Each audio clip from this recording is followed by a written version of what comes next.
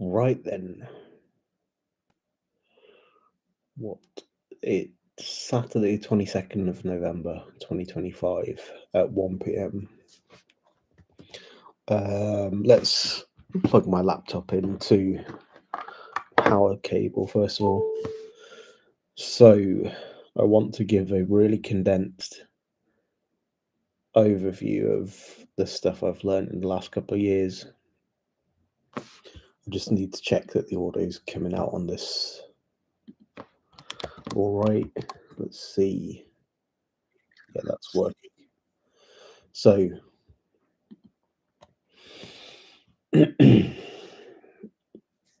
there might be people at one point seeing this who will know me. If you don't, I'll give you an introduction. My name's George. I am a citizen of Great Britain, and my parents are both Egyptian nationals who emigrated here. My dad first emigrated to Britain 51 years ago, so we can get to that in a second about this different sort of generations of emigration. But both mum and dad, Egyptian nationals, both hold the Egyptian nationality as their first nationality from birth, and naturalized to the British nationality, and are in a position where they have dual nationality. So I had a pretty specific context, but I think there's a generalizable element of it which I had to engage in. So my parents owned an apartment in Cairo and had personal affairs there, things like bank accounts and all the other sorts of normal sort of civilian type things that people have in modern states. And my dad this year just turned 80 years old, and mum's in her 70s. We got to a point sort of precipitated largely by the COVID pandemic that was a discussion around what's the future of our engagement with the modern state of Egypt. We've got family relations that live out there still. A lot of people have emigrated as well. And we had a long discussion, like I said, precipitated, but discussion actually, its nascent root was after the Egyptian revolution, motivated by sort of concerns about civic security and the feeling it's a changing country, and the fact that we, don't spend most of our day-to-day lives in that country. I haven't really structured this. I probably should have written a sort of script for myself, but that would have just been kind of like reading to the camera. So I'm just sort of freestyling it. So what to say, what to share? Um, I can't speak to anybody watching this in terms of what they know, because I won't really know that. But what I can share is the things I developed and the understanding that I've gotten to in terms of like how I've made the country be a country that I can interface with. So I don't really want to dwell on how I went about learning this stuff. I think it's better just to share the information that's kind of like impactful instead, just so that you can kind of grab a little thing and splice it into your perspective if it's functional for you. So a lot of this is with the perspective that's take it or leave it. I'm not sort of wanting to be paternalistic and say to people, you have to do things this way.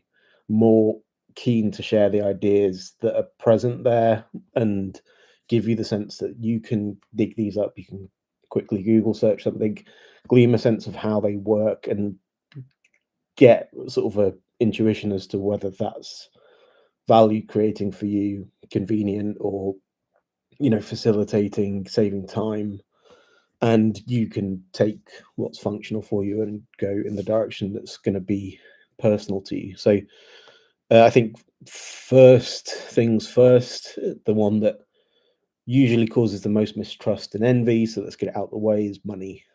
Let's start with the sense that obviously Egypt has a relatively functioning banking system.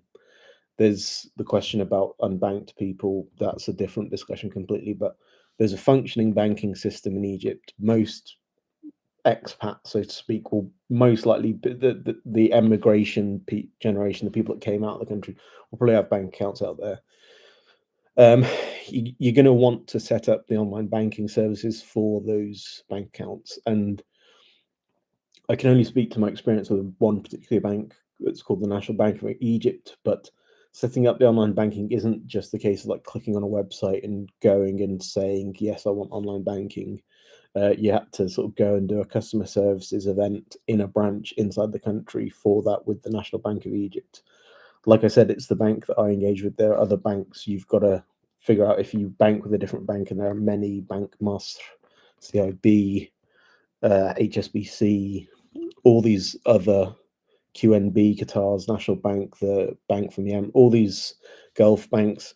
You've got to figure it out, but you can rest assured that there's a online banking service available. So you want to set that up, and that's really motivated by the idea that you can remotely access your finances over there, and it empowers further things from that. So online banking from a bank, first of all, and I would strongly encourage alongside that the issuance of debit and credit cards there. So there's quite a squeeze on foreign currency reserves in the country at the moment for the last couple of years.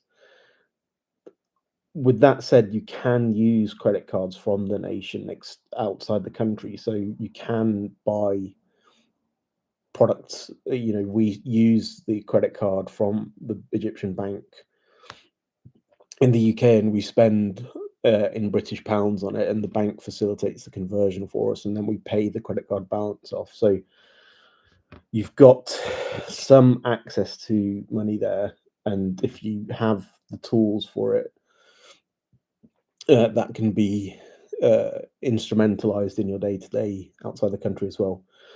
I said credit and debit cards. So credit cards, you've got the ability to use them abroad. Debit cards, you can't.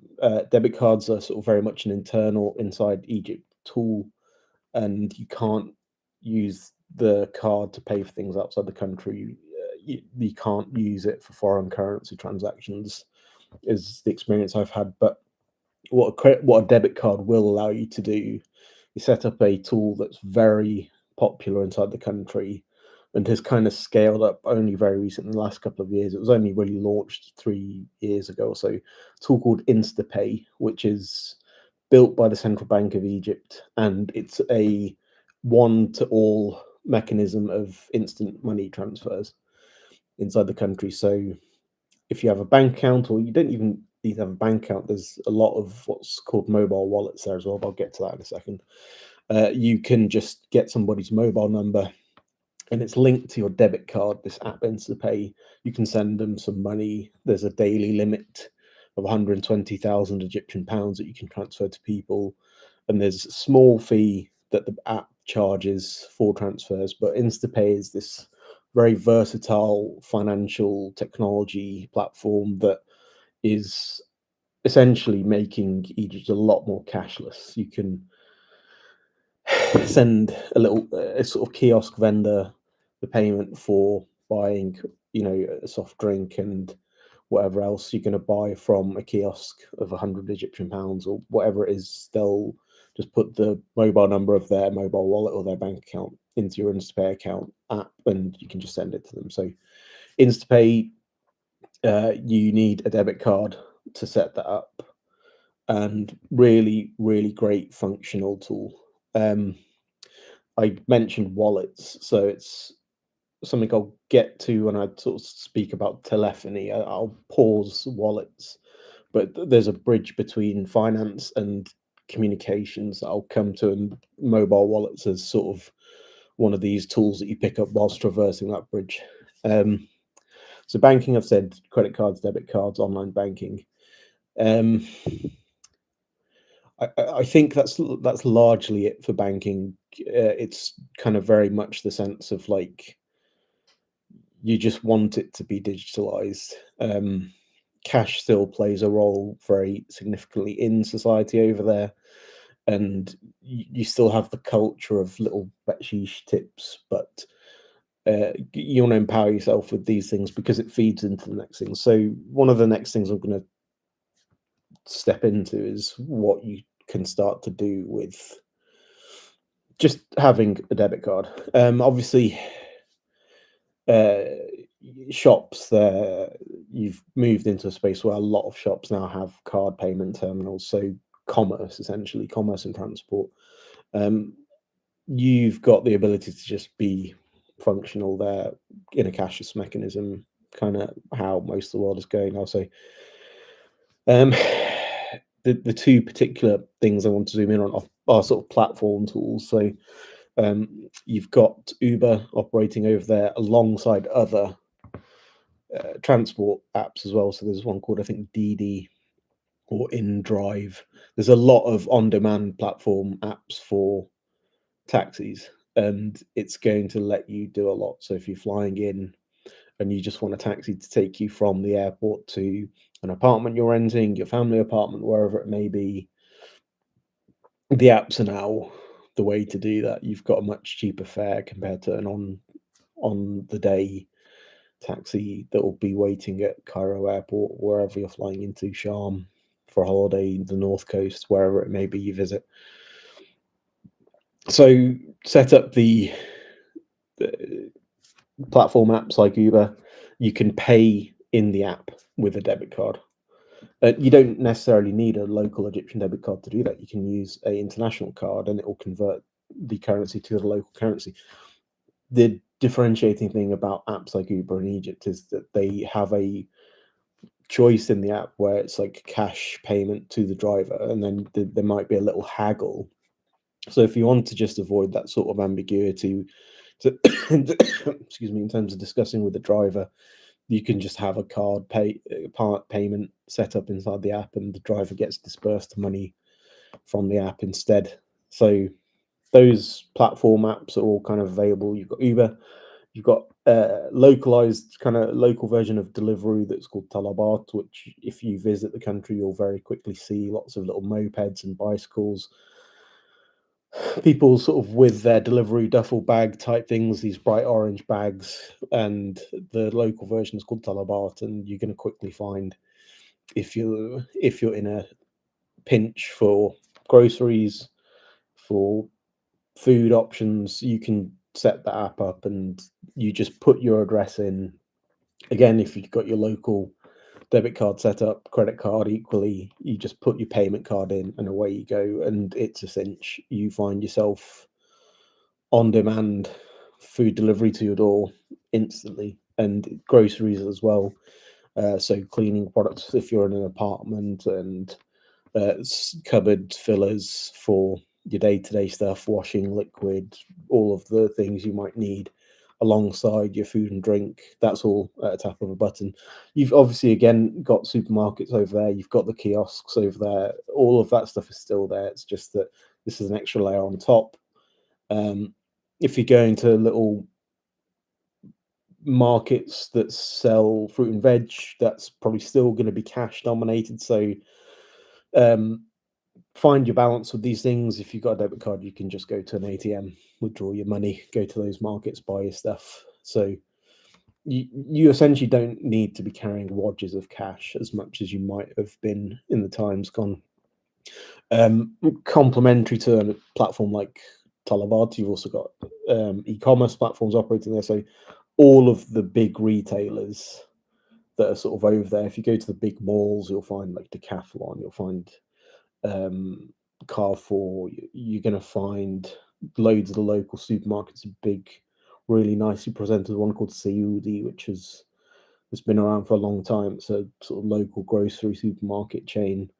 Amazon operates in Egypt and is really the same Amazon as you find in Great Britain, United States, North America, Europe. It's the same. So if you're needing consumer electronics, you can go for that. Equally, there are lots of really good standard retailers for home white goods and consumer electronics. If you're of a perspective that you need to just update a property and you want to install, the latest mod cons, you've got lots of retail chains there that are really like trust engendering. There's a electronics chain called El Arabi that sells all your white goods, refrigerators, water heaters. If you're wanting to rip out an old gas boiler that is very common in apartments there, white goods like a washing machine or a gas hob. If you've got things in the kitchen you want to modernize, fridge freezers, all of that stuff's available as kind of next day delivery. On the majority of that with installation options as well. Big electronics chain called B Tech as well, so television sets, ironing equipment, anything you want, kitchen gizmos, or air fryer, that sort of popularized things. Those are all there, vacuum cleaners, everything. It's all in the marketplace there, and either click next day, buy it in a supermarket, or buy it from an electronics retailer. Trustworthy, you've got guarantees, returns, all of that stuff's good. So commerce there, the consumer marketplace is quite mature, and if you're of the view that you want to refresh and update things, you're going to find international brands all available, and it's not knockoffs either. You're finding the brand with their retailer or authorized resellers. So if you want the latest iPhone, you can go to a reseller, and it's going to be there the same day as it's launched in Europe or North America. If you want to buy a new washing machine, vacuum cleaner, you can go to that company and it will have its own shop, or you can go to a retailer and they will be selling it, and you just pick the stuff up at a mall and it's going to be there, and you can either take it home in your own car, get it delivered, whatever it may be that's on offer. All these businesses are super competitive about that sort of stuff now and are aiming for customer satisfaction, so they're going to be working on your terms. So, well done to the Egyptian consumer marketplace for developing that. I think it's a big step forward in terms of working towards this idea of consumer satisfaction that I think maybe the emigration experience is tinged with the sense of it wasn't so present in the country in the past. So, it's big development, and it's because it's what pays these people's bills, right? They're going to live their lives and eat what they kill, so to speak, metaphorically speaking, obviously. They're going to be making sure that they can live and they know that the world is a globalized world now for that sort of thing. So, moving forward, that bridge I mentioned between sort of finance and telephony, in the last 12 months or so, Egypt launched eSIMs in the local marketplace. So the mobile carriers there's 4 mobile carriers in the marketplace. There's Vodafone, Orange, the national carrier called We, and a company called Etisalat, which is very present across the Middle East. I think it's in the Emirates. I think it's across the Arab world. And they're all kind of fairly similar. You'll hear different opinions in regards to the coverage quality and all this sort of thing, but they're fairly similar. The caveat to draw out is that if you're going and doing online banking, you're going to be asked for a local mobile number. So this is where you want a local phone line, as opposed to you can download an app that will like give you an eSIM. There'll just be mobile data coverage whilst you're inside the country that you can pay maybe like $7 a day, and you can get yourself unlimited mobile data. That's great, and it's going to let you do all the digital stuff on your mobile device, but you're sort of visiting the country and you'll be operating very much like a tourist like that. So if you need to localize things, if you've got, again, this heritage perspective of yourself or extended family being Egyptian nationals, the local mobile lines are one of the keys in the doors to getting you a step forward. So go and pick up a mobile line from one of these carriers. The key caveat that is worth communicating is that the carriers need a national ID card when you're buying a mobile line. So I don't know if local lines are sold to foreign nationals. They may choose to sell you a tourist line instead, which sort of deactivates after a month or so.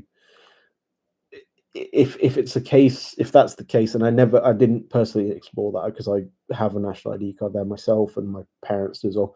If that's the case, maybe find a relative that can oblige buying you a mobile line. You sort of give them the cash. The mobile line will be registered under their ID card.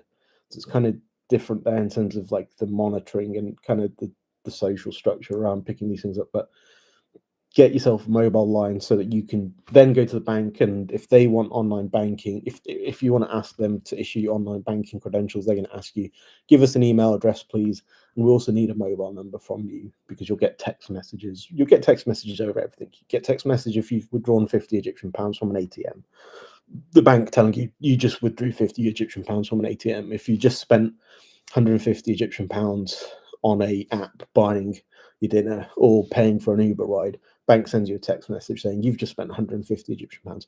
Sort of very much trust and verification sort of activities there. So get a mobile line, and all of the mobile lines are pretty self-explanatory in terms of their administration. You'll download an app, and again, if you've got the debit card from a bank, bear in mind a debit card, like I said, I dealt with the Bank of Egypt, National Bank of Egypt.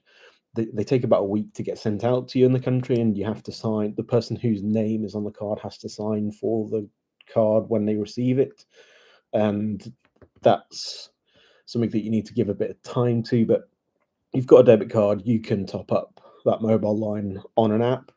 There's other things like Fowry or someone else with something like InstaPay. They can top up your line for you. Just give them the number, and then if you're still not at that point where you've got a debit card, you can just give them a bit of cash in hand. They'll sort of deal with that for you. So take advantage of your network if you're just starting up and you need to save a bit of time. The mobile line's probably going to be one of the very, very first things you do, because it's a one-hit task.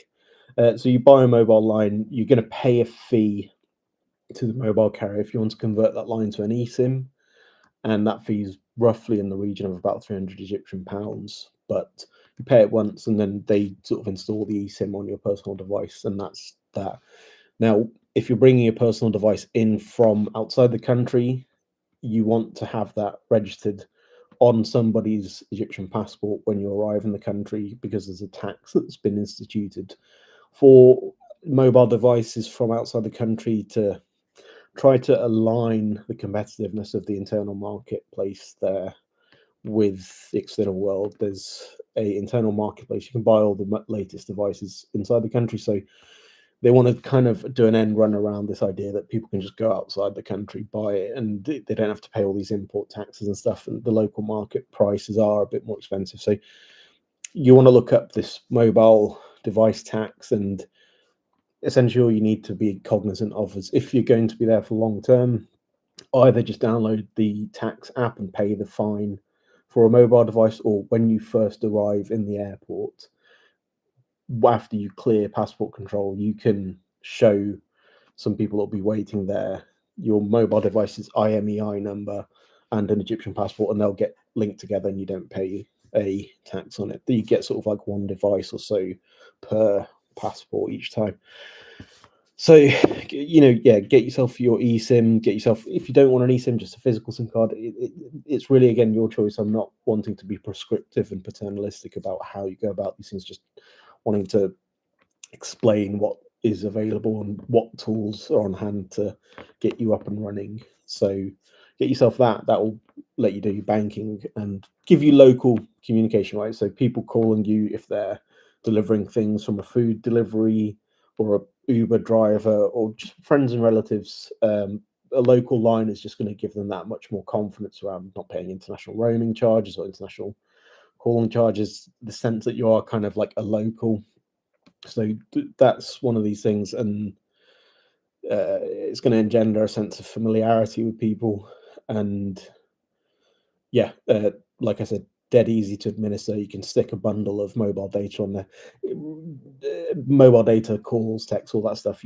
You might find this thing of bundles being a little maybe jarring at first or unfamiliar, because peculiarly it's not a nation that has a widespread availability of this idea of like unlimited internet packages like you have certainly in Britain. I don't know about North America, but it doesn't do that. You buy like a 20 gig bundle, a 10 gig mobile data bundle. So you want to adjust to that, have a little bit of a read what's available. They aren't particularly expensive. They're certainly cheaper than, again, these sort of like roaming eSIMs when you think about the exchange rates, but just get to grips with that as well. Now, the mobile carriers all have a particular.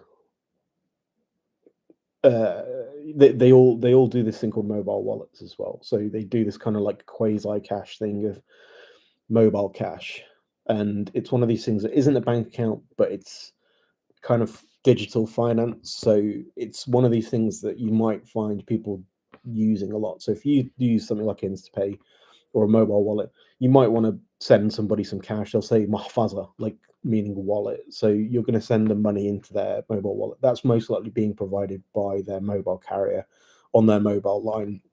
And then you can send that money over to them. You can send people a text message from a mobile wallet service, and that allows them to go to an ATM. They put in their personal details, their mobile line, and then a code, and they can withdraw cash. That'll be minus like a fee. But it's one of these things that bridges the gap between physical cash and the digital realm. So mobile wallets kind of quite useful as well if you're going to like pay a driver that might be driving it around for a day. You can just be like, oh, I don't need to like give you money in hand. I'll just send you a mobile wallet transfer, and they can then go and do as they please with that if they've got a wallet set up. So one of these things to explore with local citizens there, if that's going to be helpful as well. The mobile wallet, you again like the eSIM, you don't pay a fee to set up a mobile wallet, but you have to set it up. So you go to a mobile phone carrier shop, and you sort of again you show them your national ID card, and they do tahdis. They set up the mobile wallet. It takes a couple of seconds. You set up a PIN number for it, and then you're away. You're good to go. You'll go into the mobile app again, and that's all set up and good to go. So that's kind of like the consumer side of things. I'd say that's your backbone, right? So you've got transport, you've got your food in your belly, you've got your money moving around digitally and physically because you've set up all the different avenues with which that has a degree of velocity. So you're good to go. And all of that is kind of stuff where you don't need to physically open your mouth and speak the local language because it's all digitalized, right? So the the digital backbone lets again kind of people like me have this sense of security because they're like, oh, I don't know where I'm going. I need to just quickly jump on Google Maps, look at a route, or see if I can get an Uber out of part of the city I'm not familiar with. That's kind of one of these like psychological safety things that you want to set up just so that you've got the full stack. Then it comes to opening your mouth, right? So you've then got the inevitable stuff of probably interfacing with the public sector over there in one form or another. So you've got personal status things essentially. And again, I'm speaking particularly to people who either have or haven't fully formalized the Egyptian nationality, or I'm speaking to people that are of Egyptian heritage here because there's some other things in that country that are kind of more challenging to deal with. People who've emigrated from other countries in the Middle East that are maybe like war stricken and like, I can't personally speak to those people in terms of understanding their circumstances. It doesn't align with like my personal ones. I just basically think you're going to probably see these sorts of people when you're doing this sort of thing because of where you're going to be doing them. So you've got a couple of core things that you might want to be doing, and some of them are gender specific, but a couple of things. Again, these are things that I either watched my parents doing them or did them myself. Renewing a national identity card, البطاقة الرقم القومي, renewing a Egyptian passport, issuing Egyptian national ID card for the first time, or issuing auxiliary documentation. It's kind of like identity documentation, so birth certificates, marriage certificates, that sort of thing. You're going to go to a place called Al Ism, which is a local police station in your district, and your ID card it has your residential address in the country. So you go to Al Ism of the district that you live in, and you go in, and there's a form they can give you, so you can get a national ID card renewed in 2 or 3 days. If you pay, it's about 200 Egyptian pounds. You can go to somewhere like in one of the malls and get it done on the same day. You pay a bit more. You can get it done for a much slower turnaround of about 2 weeks. You only pay 50 Egyptian pounds. So you bear in mind that these prices are for the citizens there. It depends on your time frame. You want to know all the different options available to you, but national ID card renewal is a form you fill out, and it gets done quickly, and it's a very normal thing that gets done there. So you just go to the police station, fill out your form, pay the fee for it, go back a couple of days later, you've got the card in hand. Likewise with the Egyptian passport, you go to Gawazet. So the police station in Nuzha, where my parents were based, has Gawazet, the passport authority inside it as well. So you go and fill out a form to renew an Egyptian passport there, and you pay the fee for that as well. And a couple of days again, the Egyptian passport, the renewed version, is in hand. Remember that the Egyptian passport was valid for 7 years, and for males of around my age, maybe a bit younger than me, not specifically like me, sort of born in Egypt, there's the question of military service, which I'll come to. But you'll be asked to provide evidence of military service status if you're renewing a passport, issuing a passport for a first time in case of taking dual nationality. So that's again something that takes a couple of days. You can go to a district called Al Abbasiyah in more central Cairo, and you go to Al Gawazat there. It's the central sort of nervous system of a lot of administrative things in Egypt. So you can go there and you can get a passport issued the same day. If you're really, really in a rush, really push for time, prepare to wait all day for that, but you can pay a larger fee and get it done on the day. It's much busier there. You're going to find yourself probably quite stressed out from just the sheer number of people, the sheer number of different things going on. But if you need to get something done and move on, that's where you're going to go for that. So that's, okay, ID card issuance, renewal, passport renewal. Again, at a local ISM, a local police station, there'll be a shebek, there'll be a window where you can have your birth certificates reprinted on a sort of A5 computerized form. Birth certificate is what's needed for a lot of new first-time issuance of things.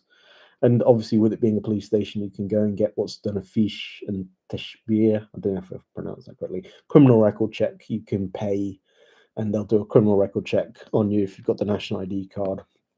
You might need that for a variety of different things, particularly for males if they want to settle their military conscription status. You need criminal record check. So you go and get that done there. I paid about 150 Egyptian pounds. You get it printed on the spot, and then you can go on into all of that side of things, which I will come to. You can get birth certificate, marriage certificate, a criminal record check. Those are all things that you might need for further tasks down the line. So if you want a national ID card to be issued for the first time, you're going to need a copy of your birth certificate, and you can just go and get one printed from an ISP, and then you ship off to a place in Abbasiyah, which to this day I still don't know where it was, and I had someone very kindly helping me to do that. So with something like this, when it's the first time doing it, I personally have a bias to say get some help from someone that knows what they're doing. That's one of the things that I would caveat, because I got help with my ID card, and it was a guy that really knew what he was doing, and I got it done the same day, and it was smooth as butter. The guy was really sincere with me, treated me as if I was kind of his own son. He was a retired police officer and was excellent. I paid for a lawyer that tried to help me with my military service certificate, and he was worse than useless. So get some help, but get help from people that know what they're doing, because you may yet find that a lot of stuff over there, if you don't know how to do it, you're going to get a lot of bad information. So with something like the Ministry of Interior, probably the way to go is familiarize yourself with police officers that are kind of known to the family, or lawyers, but just think about conflicts of interest, and certainly, if it comes to like payment for services, certainly be guarded, because it's one of these things that if it comes from a place of sincerity, it's going to also be guided by truthfulness. It's going to be done with the aim of like being accurate, so that's the right outcome that you're looking for. So, getting an ID card issued, I think the things I'll say is there'll be certain documentation you'll need. I can't really speak to what they are. Ask someone who's helping you to tell you what you're going to need to present. Put aside maybe like half a day to get it done. You're going to go to a central location in El Albacea for that, and you have to fill out forms and stuff to take your fingerprints, take a photo, and then you need a first degree relative with you to co-sign for the ID card. Now, the ID card is the one to focus on, in my opinion, because it proves your citizenship status as a citizen of Egypt, as opposed to like a refugee. Again, this is the thing I was just saying about you'll see in these places lots of different people. There are people from across the region in Egypt seeking refuge: Sudanese, Libyan, Yemeni, Syrian, all over the Middle East in Egypt, and they're settling things, but it's particular to them. They're foreign nationals in terms of the Egyptian state, so and they don't have the Egyptian family heritage, so that's going to be stuff you're seeing, but it's not what you're going to be doing. So just be cognizant that that's around you, but it's kind of nothing really to do with you personally. I'm talking again specifically to people of Egyptian heritage who have this experience like I've had of maybe being born abroad, taking Egypt's citizenship as a second citizenship, or renewing things if they've had it whilst they were younger and just let it elapse in terms of like not renewing stuff. So yeah, the ID card is the big one, because that is, like I said, you needed it for a phone line. You're going to need it for everything in terms of anything formal over there. And certainly again for males, if they want to then go ahead and take the step further and get an Egyptian passport, you certainly need the ID card, and you'll also need the military conscription certificate in terms of finalizing military conscription status, and you can't do that process without an ID card in the first place. So the ID card is sort of a half a day process, and find someone to help you with that. Really, like I can't really speak to it because I have a very sort of single-minded view, because I went through that process kind of like it was a coin toss. I was like, should I do it? Should I not do it? I decided to do it just to say, you know what, it means that the door's kind of still half open. We sold our family apartment in the end, but we just have this thing of like, oh, there's still the kind of the emotional attachment, like distant relatives. So let's not kind of like cut it off and be like, no, we don't want anything to do with the state. The ID card lets you open bank accounts. So I opened a bank account in my name, and it's just one of these things I did, kind of like safety net my parents, and be like, okay, I've got a bank account there as well. It was really easy to do with the bank account with the bank there. Just went to a branch in a mall, took my ID card, took a photocopy of a birth certificate again. So you want to know where to get these things. They took a copy of my British passport, and they asked me about my work in the UK. So I gave them a photocopy of one of my job contracts, and it proved my income, and that opened kind of instantly. So yeah, that's the ID card. The next thing that I've kind of touched on a couple of times is specific to men, and it's the military conscription. So military conscription, I don't know what your personal experience might be, but it's one of these boogeymen type things that, oh, Al-Geish, when we were younger, we don't take the boys to Egypt anymore. Al-Geish, so they will take them, the military. Now, the military conscription process is mandatory for Egyptian national males, and there are exemption criteria. If you're born outside of Egypt to Egyptian parents and you're a male, you are exempt, and you're exempt from the moment you're born.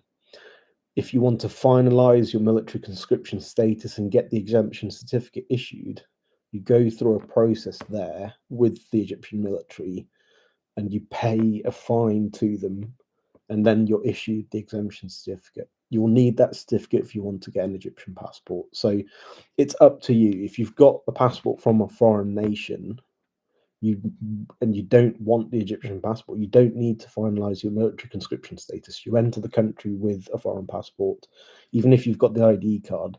The ID card means you enter and you don't need to get a visa. So, it's up to you. If you wanted to finalize military status, you don't need to. But if you do, it's a process, and you have to present yourself for military conscription finalization. So it depends on where you are in the country. But if you're in Cairo, you go to a recruitment and mobilization location, a place called Hike Step, which is quite far out the city. You can take the underground to it. You can take the metro to the end of one of the metro lines, takes you to like a terminus interchange station, and then you can jump on a train that takes you to this place called Hike Step. Take an Uber the first time, probably better because it's closer, and it's called El Tegnid. And you present at this location, you go in, they take your mobile phone and they lock it away. You can't take your mobile phone into these military locations, but you present a birth certificate again. You get a copy of your birth certificate. It's 25 Egyptian pounds from a police station. You present a birth certificate, a criminal record check again. So you get that again from the police station. Criminal record check that's specifically done for the purpose of the conscription process.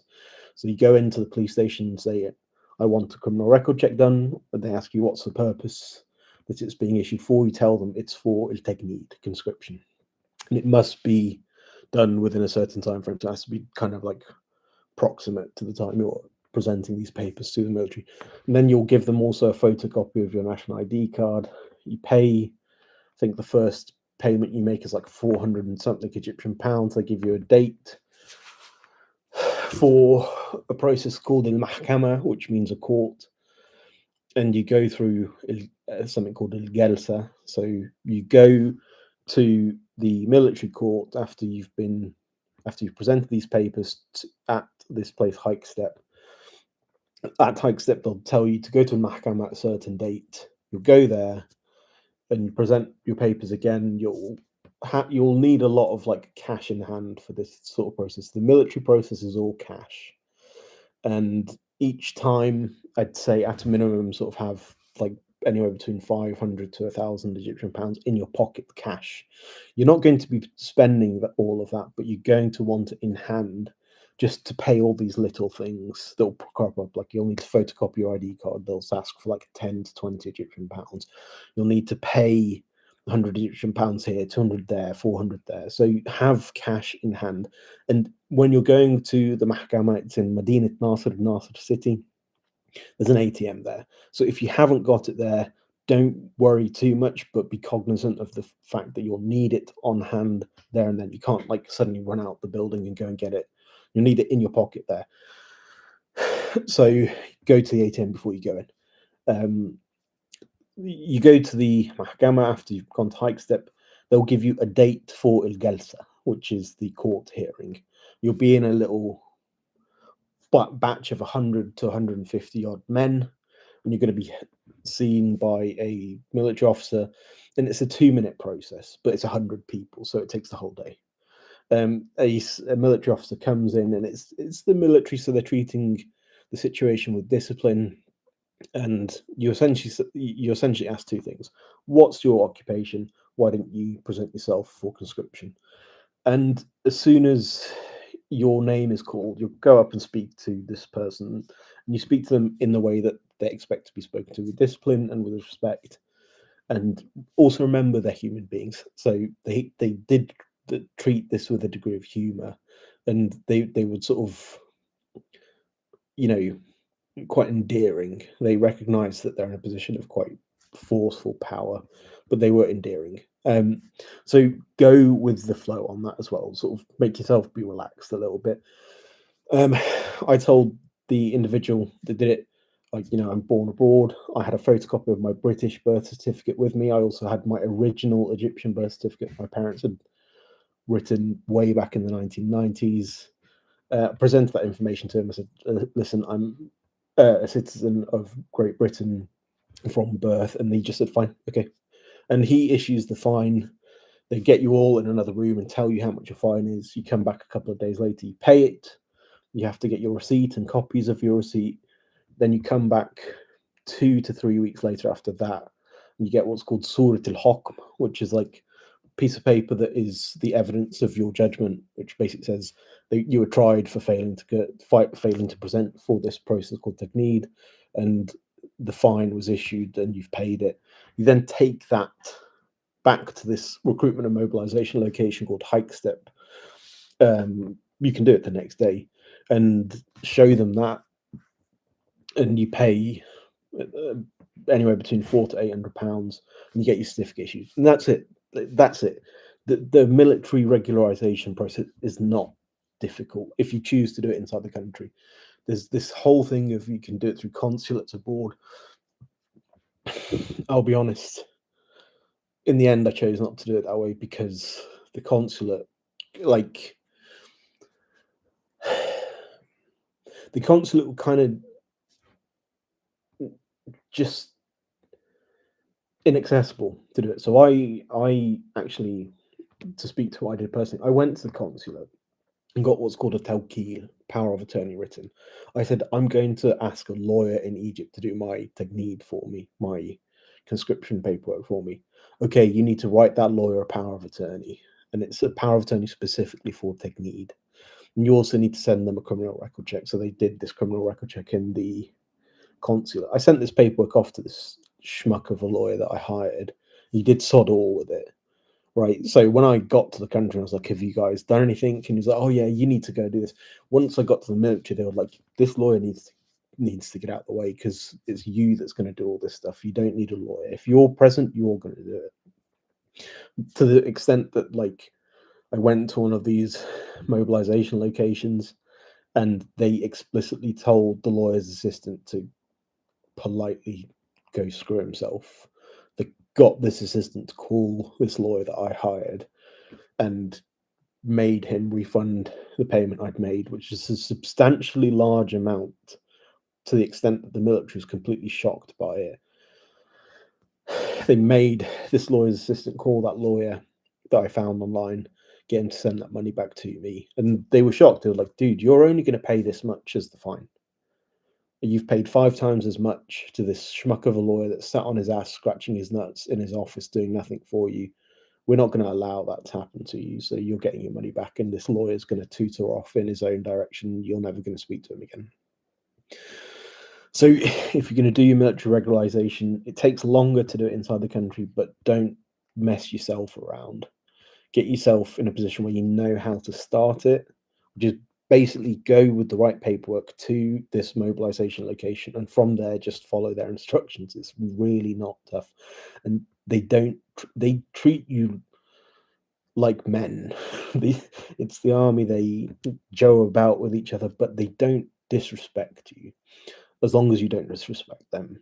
So just recognize that you're in a disciplined institution and get it done, and then you're away with it, and you're going to find that it's something that moves quite easily. So that's your military exemption paperwork. If you so choose, after you've got your exemption paperwork, you can go to Al Gawazat again at El Abbasiyya and get your passport, Egyptian passport, issued, and you can get that done the same day. You present to them your ID card, military form for a male, and some other things, and you can pay and get it done the same day. For women, you obviously don't need the military card, so I don't. But again, the passport is a different sort of thing that if you want it, it's easy to get done. And you, again, if you're a male and if you've got it done, if you've got the military finalization document sorted, you can get that done from a consulate. I would again say do it inside the country, just because it's probably easier. Because inside the country, if you show them an ID card, they treat you like an Egyptian citizen. They won't be thinking, has this person got another nationality?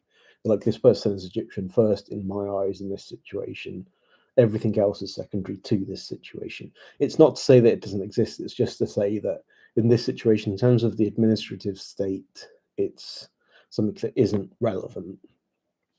They operate like that. It's like if you're in Britain, if you're in the United States, they're looking at you and saying, if you're paying your, car MOT, and they're looking at registration documentation to prove that your car belongs to you. They're like, show me your papers for it. They're going to be looking at the name on that paperwork. Is it the person in front of them? It doesn't matter if you're a national of another nation, you have a car elsewhere. It'll be like, that's great. That's stuff that you'd have to deal with in that country. It's nothing to do with this current situation. So, like I was saying, you get that done at Alba, say if you need a passport for the first time. It's only a comment on the reality of the sort of travel power of the Egyptian passport. The Egyptian passport doesn't afford you a great degree of freedom in terms of international travel. So I wouldn't question your motives. I would only say, if you're needing to travel to Egypt for a really long period of time, basically over like a period of like 6 months, and you sort of want to be going in, that's the sort of situation where I'd say, yeah, go and get one issued. If you're going in as a tourist, you get a tourist visa from. If you're going in as a tourist from like Great Britain or Europe, I don't know every nation, but tourist visas are like 30 days. If you're going to like Cairo and Giza, if you go to Sharm el Sheikh, you don't even need a visa. You just get like a 2-week stamp and you go in. But if you're going to be in Egypt for a really prolonged period of time, say if you're going to like set up a company over there, that's probably when you get the Egyptian passport. If you need to spend really extended periods of time there. But like I said multiple times, I don't want to be paternalistic and prescriptive. I'm saying figure out what characteristics are particular to you that are going to inform your decision around getting a passport issued. I'm only speaking to the mechanical side of how to go about the process, but you're going to be thinking about whether it's the right thing for you to do in your personal circumstances. What I'm saying to you is one of the factors is the length of time you might want to be spending inside the country. If you're going to spend a prolonged period of time in the country for whatever reason it may be, it may be that getting a passport issued is advantageous to you, just to facilitate ease of travel, ease of entry into the country and exit, because it's like a person entering Britain or the United States with the home nationality passport. You're entering and you're entering your home nation.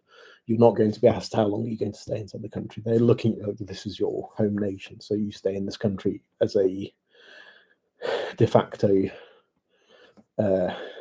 nationality status. This is where you're calling home. So, yeah, I think that's a large amount of what I wanted to cover. I just need to glance at my phone and see if there's anything else that crops up. I've spoken to the finance stuff, spoken to like consumer stuff. If you're traveling there and you want to move around the country, Airbnb, that sort of thing, it's all available. Local arrangements for renting apartments, I didn't explore that myself, but it's possible. Get a contract written if you do stuff like that. But Airbnb is probably safer because it has this sort of adjudicating platform that can intervene in grievance or disputes if you find an apartment not to standard or feeling a bit unsafe. So that's how I did it. It's not necessarily to say that you're going to do that. You might have your own properties there. What else?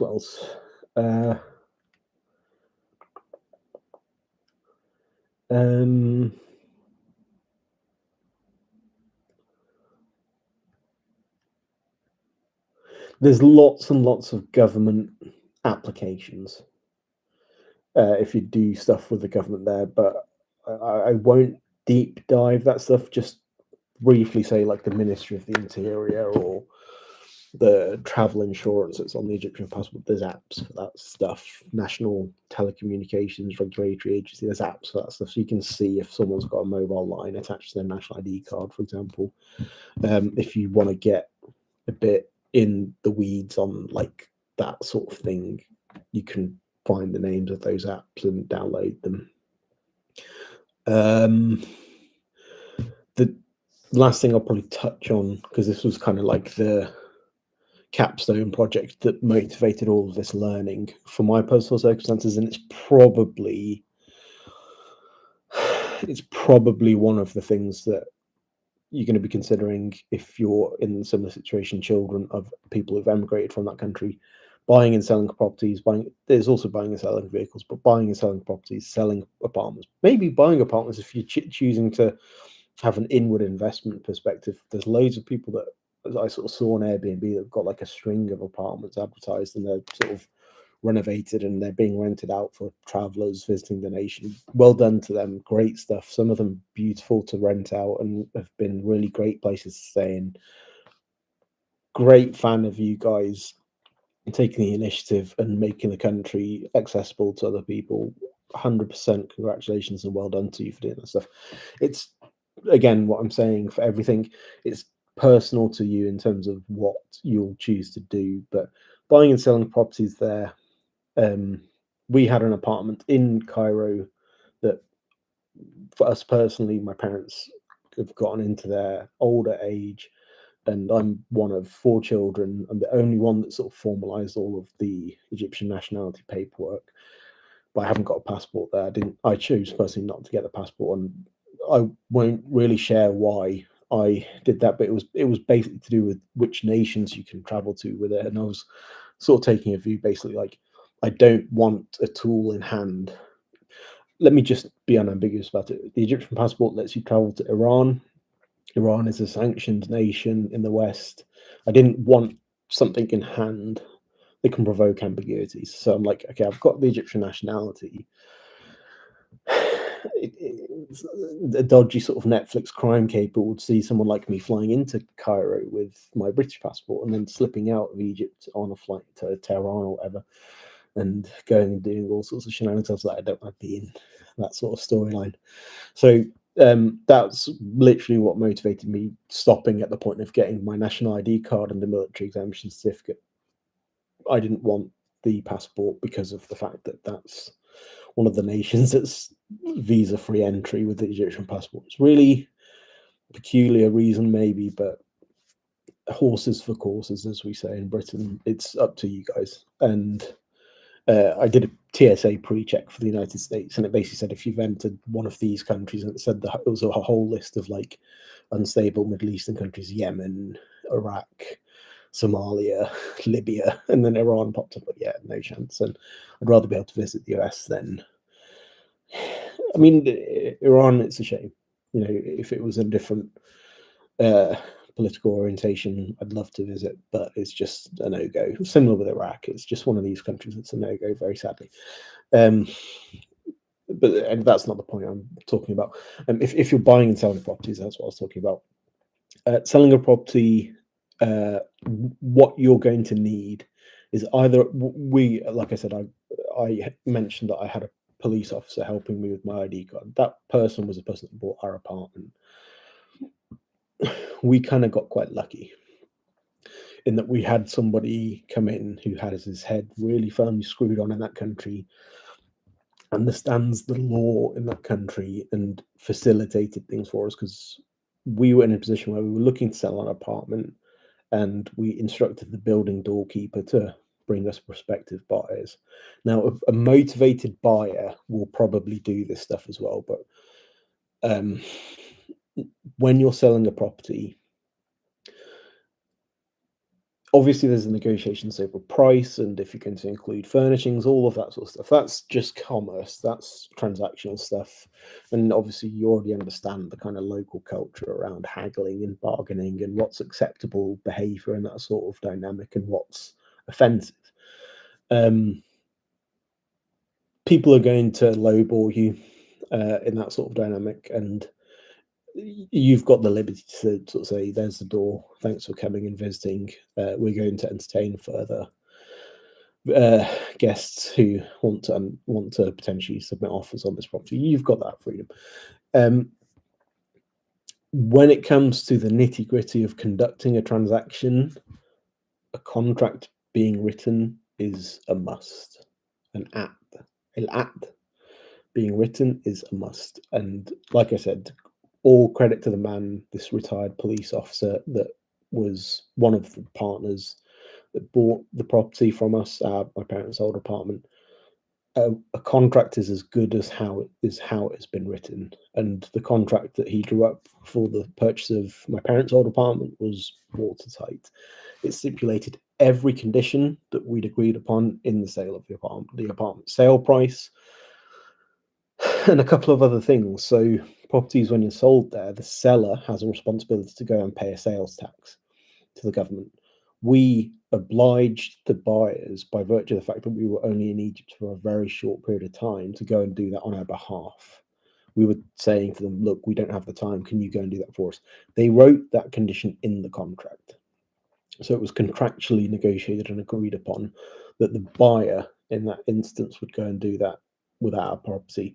But be aware that there's a sales tax that would need to be paid, and the seller has a 1 month period after the registration of a sale to go and pay that tax. So if you're selling a property, you've got to do that as well, so that the property is correctly registered for people, because the buyer is then going to do something called Telkeel with you again, so that they can go and get all the utilities changed in the apartment over from your name to the buyer's name. You can get the water, the gas, the electric, all that stuff changed into their name with the local water and electricity and gas boards, so they can pay the utility bills. Consumer side of that stuff, actually, by the way, is much more digitalized. You can get smart meters, you can get all these new, like I said, electric based water heaters. If you are just renovating, look into all these smart gizmos. You've got internet connections again from those mobile carriers. You can get everything smart and snazzy. You have cameras inside your apartment. Everything can be digitalized there now, and you can manage things remotely if you so choose. That's very much how like some of these Airbnb operators worked there. So if you're not selling but looking to renovate, look into all the smart stuff, because it's very much alive and present in the country now. Going back to if you're selling, if you have a buyer that's really motivated like we had, and they will go and do some of these things on your behalf, you're going to go to a place called Shahr al-Aqari and write a power of attorney to them for the transfer of utilities, and then the sales tax is to be paid for as well. The converse of that is if you're buying properties to invest, if you find highly motivated sellers that might have this gripe of being abroad and wanting to sell quickly, that might be one of your avenues you can use to engender a bit of trust building and motivating them to sell to you as opposed to other people. Local networks tend to be one of the things that seems to really facilitate this well for people. So the buyer of our apartment in the end, this man I keep mentioning, his wife, her mother lived on the floor above us in the apartment block. So that's one of these things that kind of like, it's who you know, and who the people you know, right? So networks can be a great thing in terms of finding more trustworthy people. It's a very low trust society, as you're no doubt kind of aware, but it's not to say you can't do these things. You can do these things. You just find people that have alignment with your motives and have the nous, have the know-how to get things done properly. I would always encourage people to do things properly there and let it take twice as long, compared to cutting corners and maybe falling over and face planting, finding yourself in a sticky situation, which is a nightmare to fix. Just for the fact that if you're traveling there, you might find, and it's like I keep saying, personal to you, might find this pang of being like, I just want to finish up and get out.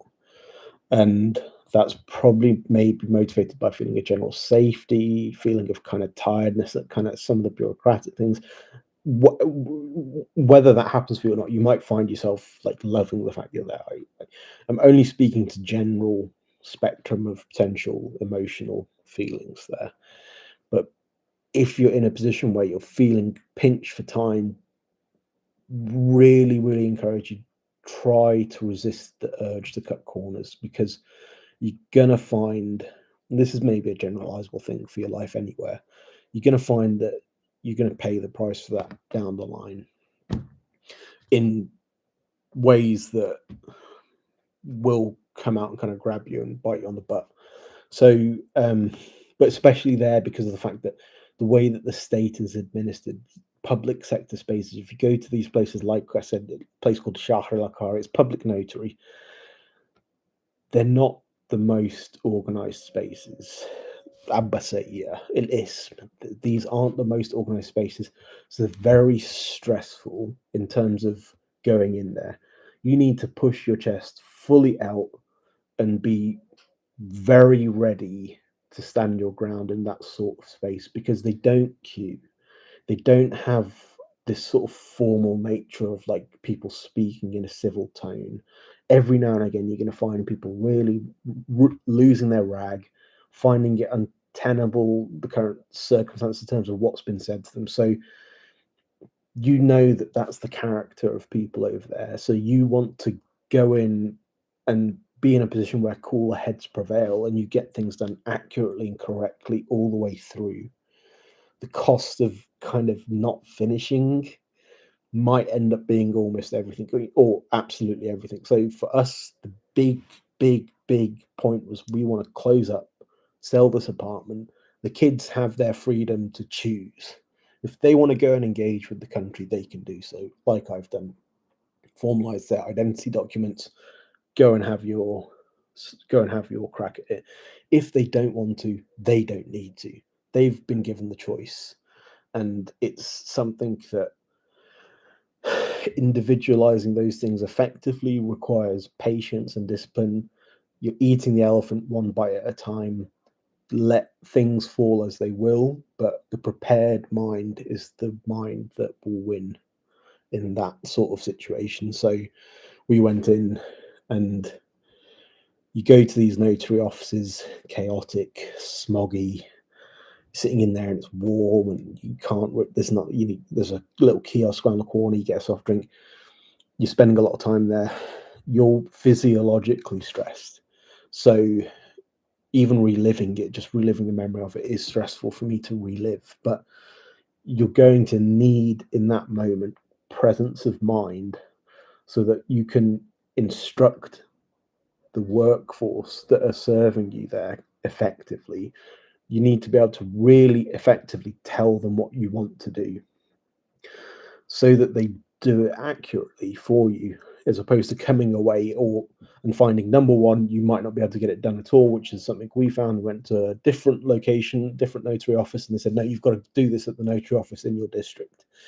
Sort of just boot us out on the street after waiting in a place for 3 odd hours and wanting to tear the place apart as a result of the wait.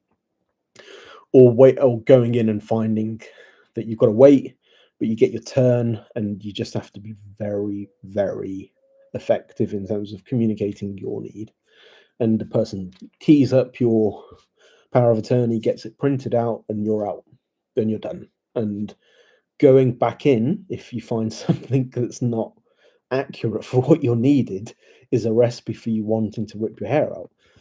Fortunately for us, that wasn't the case, but you want to be in a position where when you're walking out that building, it's like, yep, we're done. Everything is verified. All of the information that was written up is accurate. We can move on. So, some of these things, again, like there's digital platforms for it. So there's an app called Digital Egypt. You can pre-key in some of this stuff. We didn't do that, but like I said, if you're big on apps and you want to set this up remotely firsthand, if you've already got a mobile line there and you can key in your national ID card number, there's digital apps for this stuff as well. I won't deep dive that stuff. I haven't used any of that stuff, but it's there if you want to use it. Figure it out. If you do figure it out, it would be great for you to do something like this where you share your learnings as well and explain how it's maybe saved you time or made things more efficient and less ambiguous. By all means, take this stuff and take it further forward. If you're in a position where you're children of immigrants and you're wanting to go into the country and set up a business, let us kind of know what you're doing. At the end of the day, putting aside all the niggles and frustrations, it's a country where people enjoy each other's company, and there isn't that much social envy. People like seeing other people doing well there because there's an element of like, country's kind of tough to live in. The people that are getting themselves upright, people where you're saying, okay, they're not reliant, they're not like layabouts. So if you're going in and trying to set something up, most people watching you are going to not going to be saying, "Oh, I don't want him to win. I don't want him to succeed." They're going to be like, "Oh, that guy's probably going to be going through a pretty tough time to do that stuff." If you're doing well, I don't think many people really care about saying that guy doesn't deserve it. I think most people are going to be like, "He's probably had to fight through hell." So, well done to you, is what I'm saying. If other people are saying anything different, you can just ignore them, because the people that are doing well in that country are doing well anyway. So I'd ignore them. I'd want somebody who's going in and trying to do impactful stuff to ignore those sorts of people, because those people aren't going to help you. Those people aren't going to, what's the kind of Instagrammy kind of phrase? Those people are just trying to steal your shine. Like, they're irrelevant to your situation. So if you're doing well, keep going. And the things I'm saying are aimed at a really broad spectrum of people, but it's people that maybe need to spin up something just to start. And if you're finding yourself like wanting to just extract yourself and close things down, this is kind of how you're going to do things. If you're wanting to reset things and kind of like update things, bring it into the modern world, you're going to be doing similar things as well. If you're wanting to take things and really run forward with them, these are the starting points, and you're going to go much, much further than the stuff I've talked about. And when you do, the point I'm saying is keep going. Well done. And God be with you for the hurdles you're going to jump over. I would much rather see those hurdles cleared and you keep developing things than you sort of metaphorically face planting. If I was in a position where I can do anything, I'd love to see those hurdles being removed and play a part in removing them, because I don't want to take people's shine. I want to be in a place where I'm seeing people jumping over these hurdles and doing great things over there. It's a very different kind of country. So people doing great things there are noticed, and a lot of people are using the things that they've built to help themselves as well. So I think that's a pretty good overview of all the stuff that kind of picked up on. I'll close it out there at this point, really. I don't know how I'll go about sharing this. I can just send people this video link, but the big thing is that, kind of from a big picture perspective over the last decade or so, you're dealing with a very changed country. The country that I was visiting as a kid under the previous president, that's not, it's kind of not there anymore. It's a place that I have certain memories of, and it has certain connotations around sort of like family connections stuff. And for me, particularly in terms of that experience, it's a really different country now, and it's a country kind of racing to get ahead. There is this impulse I kind of felt whilst I was there. Maybe it's me conflating what I was doing personally with the general things around me, but I do feel like it's a country that's working on getting ahead, with the people that have got their heads screwed on there are trying to do this stuff. So if your head is in a spin and you don't know which way is up and which way is down, what I'm hoping for is some of the things I've explained are things you can grab and take off the shelf and let them be the first tools that you equip in your arsenal to get yourself upright, and let this spin kind of get back on an axis of understanding what's night and day, what's north and south. Let yourself reorientate yourself effectively, and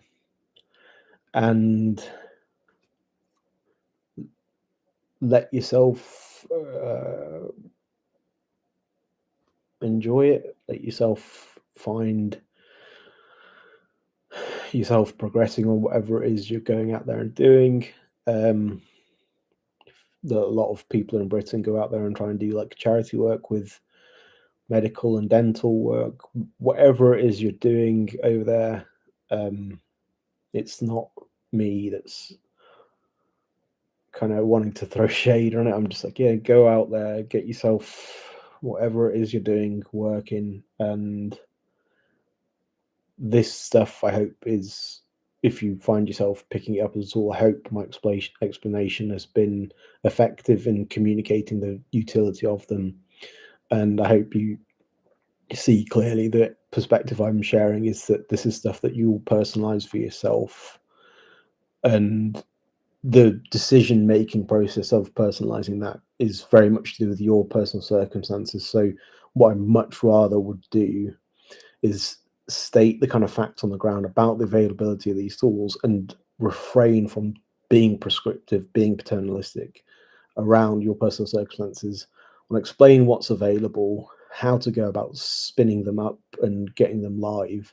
And then you sort of reflect on the utility of these tools and say, maybe I want to grab that and stick it in my toolbox and get it part of my arsenal that I use to go about engaging in the country.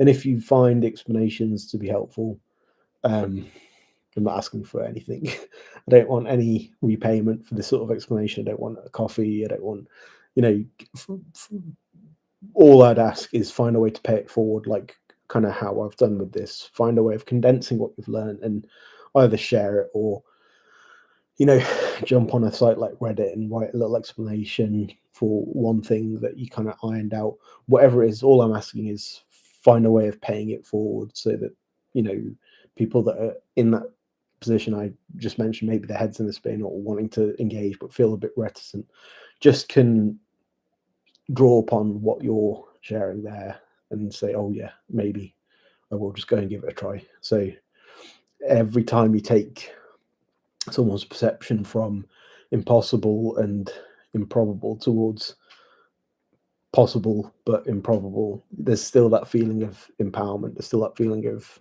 you know, moving away from helplessness. That's a big deal. And when they take it from improbable to done, you know, you've taken them all the way through the change process of like, oh, I don't want to try and do something, to like, oh, I did it and it's finished. So you've done them a great help by paying it forward. And I'm very much hoping that those people, you know, take that mentality as well and say, okay, I'm going to pay it forward to someone else. That's how the experience of emigration is going to be something that goes from kind of feeling like confusing and disconnected to like engaged and connected and liberated through all these empowering tools of technology and personalization. And you give this feeling of connection and flexibility into the spaces that you've come from that, you know, I think it'll be quite obvious and fair to say that there's this, you know, strong feeling of connection and pride to this nation. So let it be free as opposed to letting it fester and turn into resentments and anger and, you know, forlorn over not being in the country, that sort of thing. So yeah, pay it forward, and hope this has all been clear enough to kind of get a sense of what's going on over there. Thanks very much.